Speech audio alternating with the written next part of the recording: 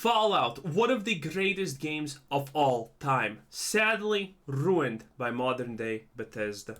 You've probably seen some of these videos about how Fallout is shaping up to have a pretty insane 2024, one of the best years for the franchise in a while, and I mean, No, I have not. hey, even I kinda made one. But what is actually going on with all of that? What specifically is coming out, and when can we start to experience some of this new content? Because what you may have not realized is new Fallout questing content is already here. It's already dropped, at least to some degree. What is this? Is this the new content? Gambling? Is Bethesda Blizzard now or something? And a bunch more content is likely right around the corner. What I believe was the big catalyst around all this movement for the Fallout franchise in 2024 is the Fallout TV show. This show looks phenomenal. It has the budget, showrunners, and even existing fan support to become a real hit. And I think Are you kidding me? Everyone hates the idea of the Fallout TV show. They are gonna make new lore that's new canon, and it's gonna be like the 5th or 7th or 20th or 20th rewrite of the already Fallout existing lore. No one knows what's happening. Everyone thinks that the powered armor looks kinda plasticky and not tanky at all. No one knows what to expect. Everyone thinks it doesn't make sense of what's happening there. And everyone's making fun of the Cyclops guy because, yeah, that's not how mutation works in the series. Most people, except YouTubers who are on Bethesda's payroll, it seems, are blatantly just saying, yeah, this looks like it's going to be an absolute disaster. And yeah, I am not expecting anything good from the Fallout TV series. I expected just to jumble the lore even more and make it even make less sense than it does right now. And that's horrible. Yeah, it's gonna be a disaster. Bethesda really wants to capitalize on that. Edgerunners basically transformed Cyberpunk 2077. The game was hitting 1 million players a day 2 years after release. And we're talking about one of the most True, and guess what? Edgerunners was amazing. No one saw the trailer for Edgerunners and said, yeah, this looks bad. Yeah, I'm not good. Yeah, this looks super bad. No, everyone saw the trailer and was like, yes, daddy, please more, daddy. But no one's doing that for the Fallout trailer because it looks absolutely atrocious. I am 99% sure that the Fallout series is gonna be bad. There is a higher likelihood that the Fallout series is signifying the rebirth of the Antichrist and end of days at this point than it actually is gonna be even remotely watchable.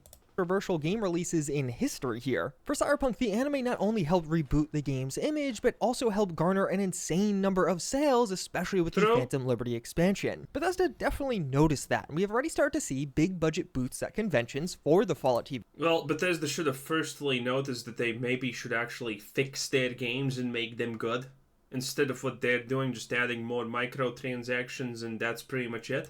Show, and even a show tie-in with some of their games, but more on the way, as the latest update around the Fallout TV show actually came from the most recent Fallout 76 update. Fallout 76 just had its public test server go back online, and within this, several posters for Cooper Howard films were labeled as Atomic Shop. Cooper Howard is one of the main characters with the Ghoul from the Fallout. That's the worst type of promotion that you could do. This is just a waste of resources for someone who had to do it, because no one cares about something as minor as this. TV show. Before becoming a Ghoul and the Ghoul, Cooper Howard was... Well, but then again, we're talking about people who decided that, you know what is really good for Fallout 76? Not having any NPCs. Let the world be a barren wasteland where your best companion is a red roach that's stuck in a wall and can't attack you, because at least now you have a companion. Wasn't a great choice. An actor in some westerns, and even a spokesperson for Vault-Tec to some degree. So these posters are likely going to be a free claimable item in Fallout 76, or part of a larger bundle for money around the release of the show. And even more was found. Some of the other things are a bit less obvious, but camp item tie-ins for Fallout 76 and even a Brotherhood of Steel light ally as well. But Fallout 76's next update is also here, at least kind of. Bro, I can't wait for the Fallout TV show to happen. And we can just have fun laughing about the Brotherhood of Steel not making any sense. Every time I talk about the Brotherhood of Steel lore, everyone gets up and at him about it. Some people don't know that the Brotherhood of Steel are genocidal maniacs who literally are gonna see a guy with maybe a laser battery or something like that. I mean, they don't even have to have a gun. They just need to have, like, laser pistol ammo. And you know what's gonna happen? The Brotherhood of Steel person is just gonna take it. And if you say, no, that's mine, guess what? You get a shot in the head. That's what happens. That's who the Brotherhood of Steel are. And in this show, oh, they're the good guys. Oh, they care about the people. Now, the Brotherhood of Steel actively don't care about the people of the Commonwealth or any location. Stop it with your fake lore. This is literally only a TV show thing where the Brotherhood of Steel is not a group of genocidal maniacs. They're literally the closest thing to Hitler you have in this game. Because they don't care about anyone else. And anyone else who doesn't agree with them, guess what? You're the enemy. Oh boy. Kind of. The next major update is dropping on March 26, just a couple of weeks before the TV show premieres. But in anticipation for that public release, it just went into testing on the public test server. And this is a pretty big one, because this is the first Fallout 76 update in a long time that I think a lot of you will actually care about. It adds in another Atlantic City themed expansion for Fallout 76, and you know, it's fine. More repeatable mission content. I honestly found this to be quite a bit less tedious compared to some of the other expeditions in the game, but it's still that same formula that you either enjoy or don't. But the other side of this update is where things are getting exciting. Fallout 76 is getting its first proper quest content in 2.5 years. The last major quest line was Steel Rain all the way back in July of 2021, but here we are finally getting some new quests, which is kind of a big deal. So there's a new Atlantic City focused quest line. There's a group looking to open their own tavern in Appalachia, but we quickly find that they have a chem problem, and we're tasked with investigating this. During this, you're going to deal with mob members, Musicians and celebrities and wannabe celebrities with addiction? Wow, how original. Wow, shocking. clues around a new cryptid that may be involved in this questline, and you'll have this nice back and forth that takes you both to Atlantic City and to Appalachia. And you are in Atlantic City, so there are several games implemented for you to lose all of your caps at. And that actually isn't all. You can just travel to the expedition locations now to explore around.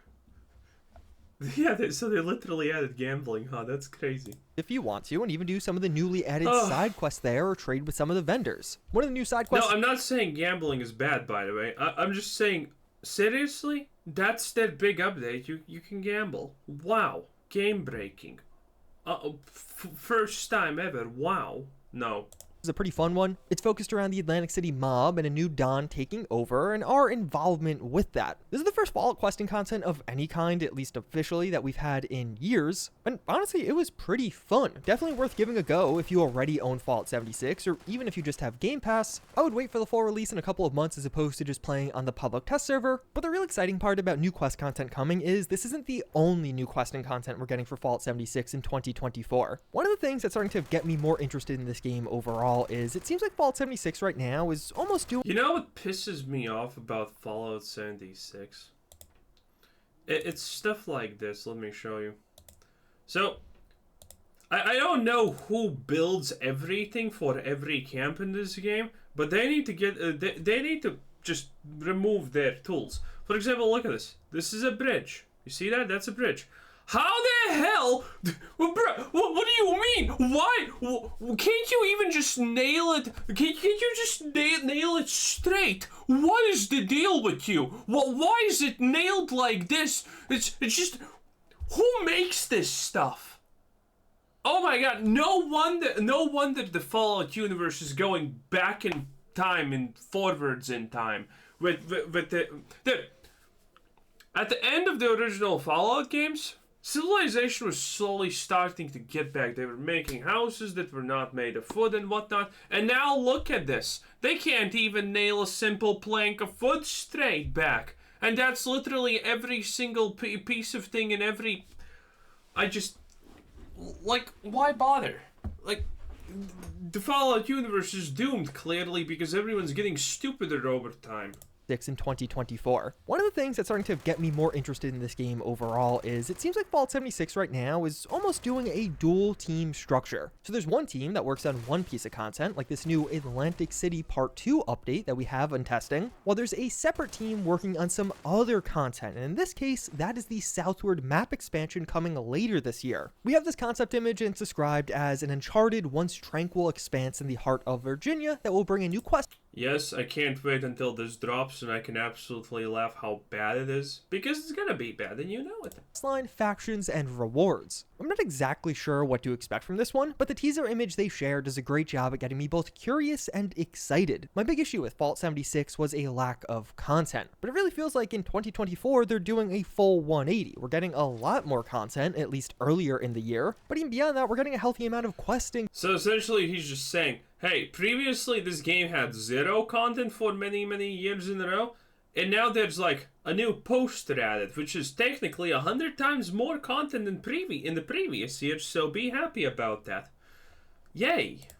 Content, which I know many Fallout fans have been craving. And looking at 2024 overall, I wouldn't be shocked if this is one of the biggest years for Fallout 76 compared to the past several. But looking back at the Fallout TV show, I really think people should be excited for this one. The show is dropping on April 12th, and the core premise is this show will take place No, people should not be. I really think people should be excited for this one. The show is dropping on No, people should not be excited about this. Look at these leg joints. I don't know what this is, but it's horrible.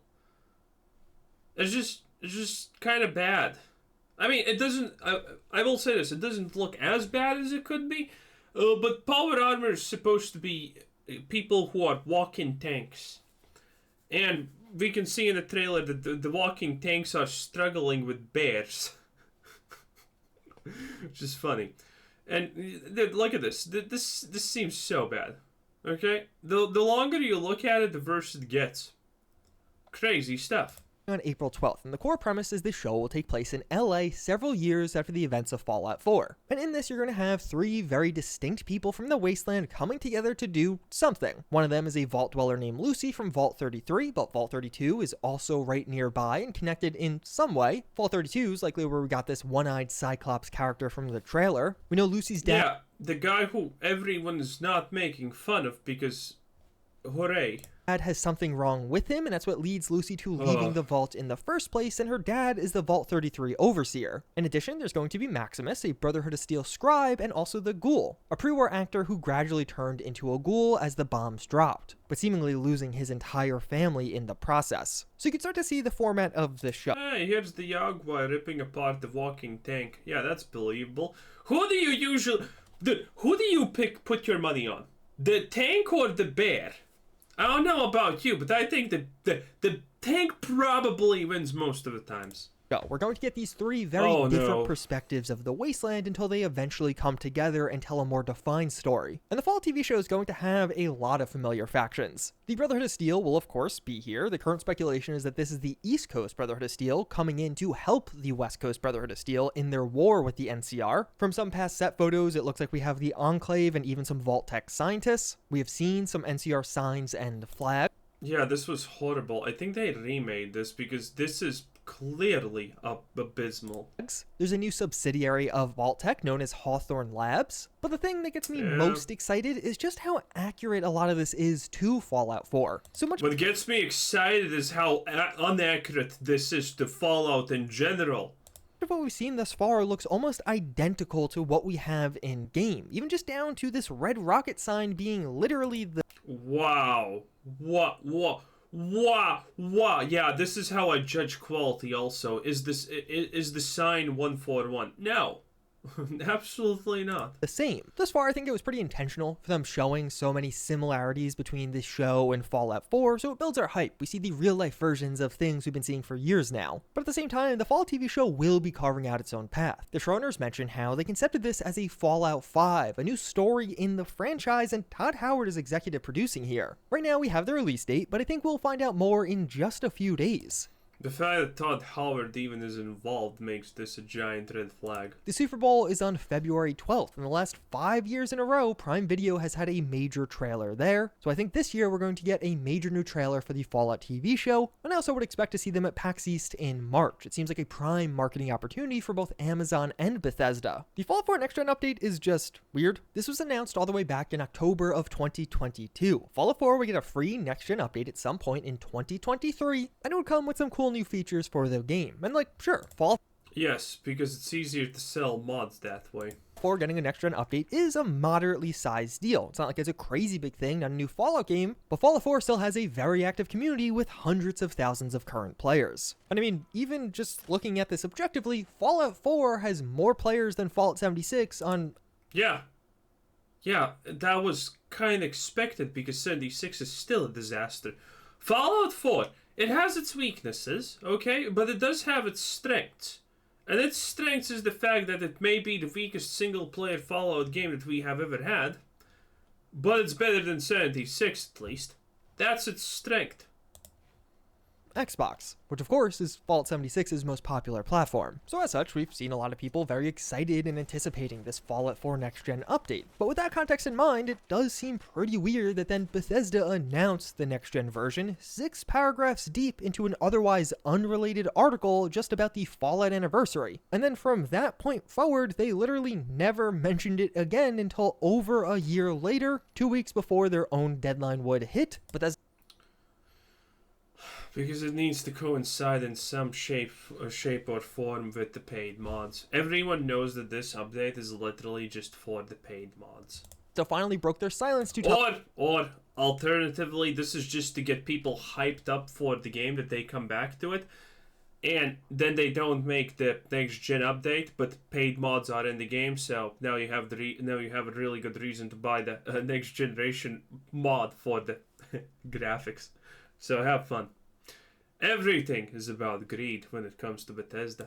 Tell us that the update is delayed into 2024. The whole situation to me was just kind of bizarre, but I think I know why this all happened. I full suspect that the scope of the Fallout 4 Next Gen version may have grown during this time. The first entry we could see for the Fallout 4 Next Gen update was this Beta 2 depot on SteamDB, and this was added all the way back in July of 2022. SteamDB tracks all of the changes made to games listed on Steam, including some behind-the-scenes stuff like files being uploaded and worked on. But this is all Bethesda. It's not like random users can access this. Early on, not much was happening. There was months between movements for this Beta 2 branch, and this was even during that time where we got the New Vegas 2 upload that was deleted shortly thereafter. There's been a ton of speculation on what this New Vegas 2 thing was, people wondering if it was some kind of Yeah, my speculation, this is a horrible revolver to use. It just shoots slightly faster, but it does less damage, don't.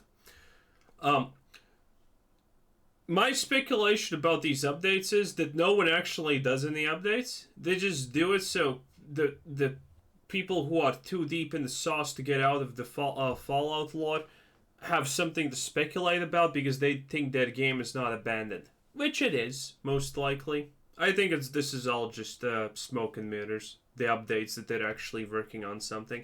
Because every time they actually upload something, you know, with years between these uploads, it's disappointing.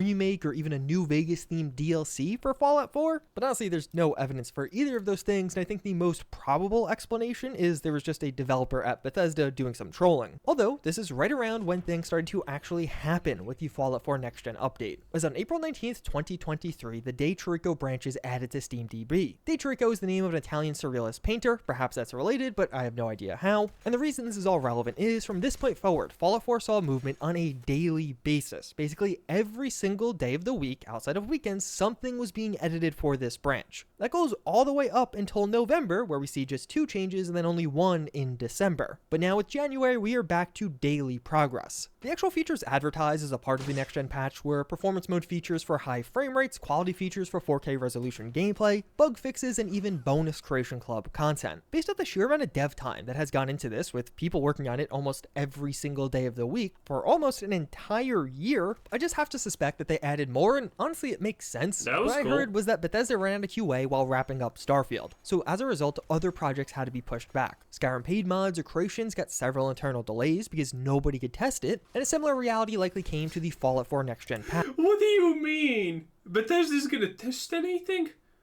Am I dreaming? Nope, not dreaming probably. Oh boy, fun stuff. But then, if you don't have the manpower... And what kind of bizarro world are we living when someone unironically says, oh, Bethesda tests their patches? Oh, really? Oh, really? When? Show me a single patch, show me a single game that Bethesda has even tested once before releasing to the public as an absolute mess. To test this for 2023, a 2024 release becomes a lot more interesting. Tie it in even more directly to the TV show and even release it right around the same time as the TV show, since there's going to be so much interest in the game anyway. And I think that's kind of what happened. Perhaps it started as a relatively small and minor free update and eventually started to grow into something a bit larger. And I expect we'll hear more soon. The TV show is dropping on April 12th, and I suspect the next gen update will drop right around that same time. And even another little nugget to add on top of all of this, Bethesda has a plethora of high-quality Fallout 4 content just sitting in the vault. Creation Club abruptly ended. Yeah, that sounds believable.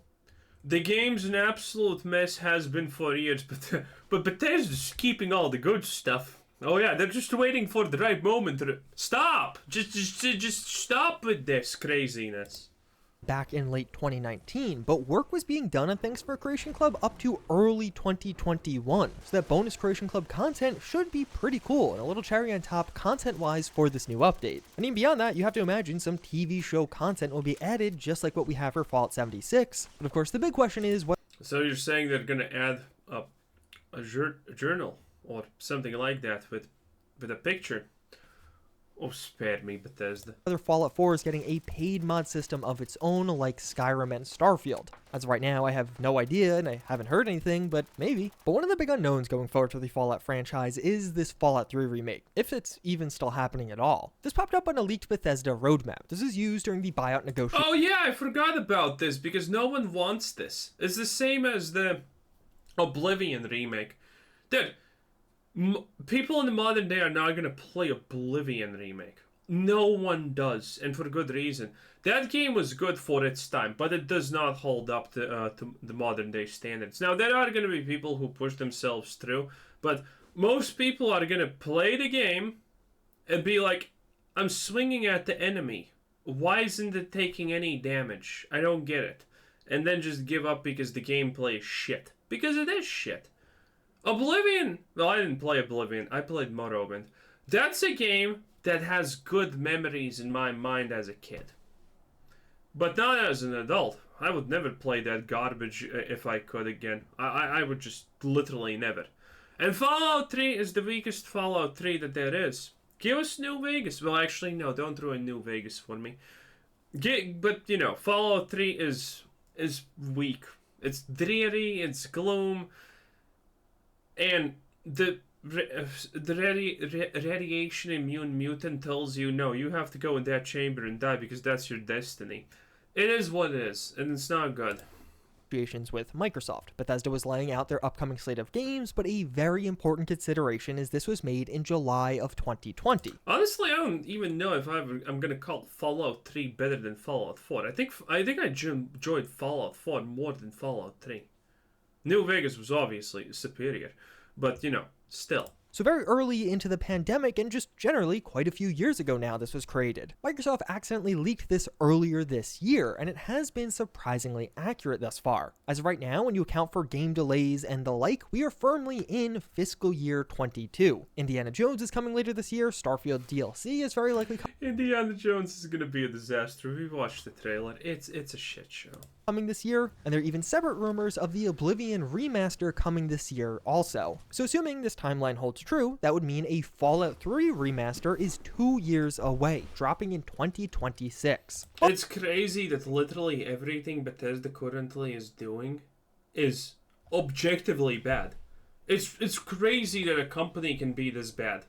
But I wouldn't just take this at face value. Predicting 2 years into the future is one thing. Most of these projects were likely already underway for this 2022 area. Predicting 4 years into the future, like what they were doing while they were modeling the Fallout 3 remaster, is far more ambitious. And of course, in that process, Bethesda was bought by Microsoft right after this roadmap was made, so Microsoft may have changed nearly all of these plans, especially if development on many of these later projects hadn't even begun yet. And that could be either a good or bad thing. Maybe Microsoft wants a Fallout 3 remaster even sooner, or maybe they want it even later or just canceled it altogether. As of right now, there really isn't anything pointing towards this happening or not. We've had several false flag rumors of a Fallout 3 remake over the last few years, but nothing credible. And that's really all we know. The most credible rumor is on the Oblivion remaster. Supposedly this is going to be using 2 separate engines. The visuals will be largely in Unreal Engine 5, while what you feel This must be console, right? I love people playing on console and they're aiming, they're waiting, and then something happens and they miss because it's console.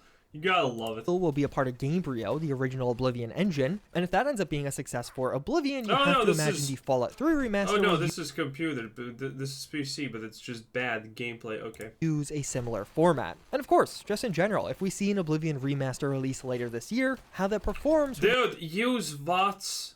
They literally added VOTS to the first person, second person, third person games because they knew that the shooting is bad. Stop, just use VOTS. Likely inform quite a bit about the Fallout 3 remaster. Lots of sales could mean an even bigger budget for the follow-up. But then there of course is the big one with Fallout 5. Right now is probably a big moment for Fallout 5. Bethesda internally is very likely making some large decisions over what's to come with this game, and we may start to see some answers around that soon. As of right now, what we actually know about Fallout 5 is Bethesda has a one-pager on the game, a rough outline of what it'll entail, likely meaning a location has been picked, which I think could be notable. We heard how they almost did Fallout 4 in New York. Fallout 5 being an epic next-gen title with an expansive post-apocalyptic New York does feel pretty exciting. At one point, Todd Howard stated that Fallout 5 would be the next game after The Elder Scrolls 6, but a couple of years after that, he updated his statement clarifying that Fallout 5 will come at some point from Bethesda Game Studios, but it may not be the next title after The Elder Scrolls 6. I hope it doesn't come from Bethesda Game Studios. Again, Microsoft is taking over. I hope that Microsoft understands that all of the Fallout franchise and, well, literally every game Bethesda currently is making is just better off given to a, I don't know, non-Bethesda entity. And Todd Howard doesn't get to put his name on it and make it bad. I hope that that's what Microsoft does. And that clarification, the updated statement, just kind of left things wide open, because the reality is our knowledge of Bethesda is almost non-existent right now. A few years ago, we were able My hopes and dreams of Bethesda doing something good is non-existent right now. to predict down to the day when Bethesda would drop a new trailer for a game if there was a new game coming that year. But after Starfield, all of this changed. Their longest developed game, and they literally paused development on Starfield to wrap up Fallout 76. Then we also got a pandemic, a buyout, and several major names leaving the company. The Elder Scrolls 6 might be 5 years away, it could be 8, or maybe it'll be a shocking drop in just 2. We're in this very weird transitionary phase with Bethesda, and it's very likely that over the next couple of years, we'll learn a lot more about timelines and progress, which will inform us about what is going on with Fallout 5. Because right now, we don't really know anything, and for a Bethesda game, we likely know less than we did a few years ago. But just from a financial perspective, I can't imagine Microsoft lets this go for that long. They want this IP to stay active, and regardless of who makes it, Fallout 5 is going to sell a lot of copies. There have been rumors of another developer stepping in. Whether this be a Fallout 5 or just a spin-off game isn't really clear. We heard Jeff Grubb talk about how Obsidian was in discussions around a Fallout game, and even Dealer Gaming claimed In Exile was working on some kind of Fallout in Unreal Engine, but if anything, that sounds closer to a Fallout 3 remaster using 2 engines than a Fallout 5. But at least to me, it just doesn't seem realistic that we're waiting till the mid-2030s for the next Fallout game. I have to imagine at some point Microsoft steps in and makes something happen. And in reality, the next Fallout Bro, these things are so annoying. game or Fallout game-like experience you'll have probably won't come from anyone at Xbox or Bethesda. Instead, it'll come from modders. Fallout London is shaping up to be a game-sized experience. Yeah, true, but we talked about Fallout London. Fallout London is good because it doesn't have Bethesda working on it. Kill a rat, it drops 15 shinks. What a time to be alive. Touting 1.5 times the voice lines of Skyrim, and a map the size of Fallout 4's Commonwealth and Far Harbor combined. If you're interested in learning more, true, then watch my video, because it's good. Anyway, that was our boy Juicy Head shilling for the god Todd Howard himself. Let the shilling never stop. I like it. It's hilarious. Anyway, this was Cuzzer Said, saying thanks for watching, subscribe if you haven't already, and have a nice day. Bye-bye.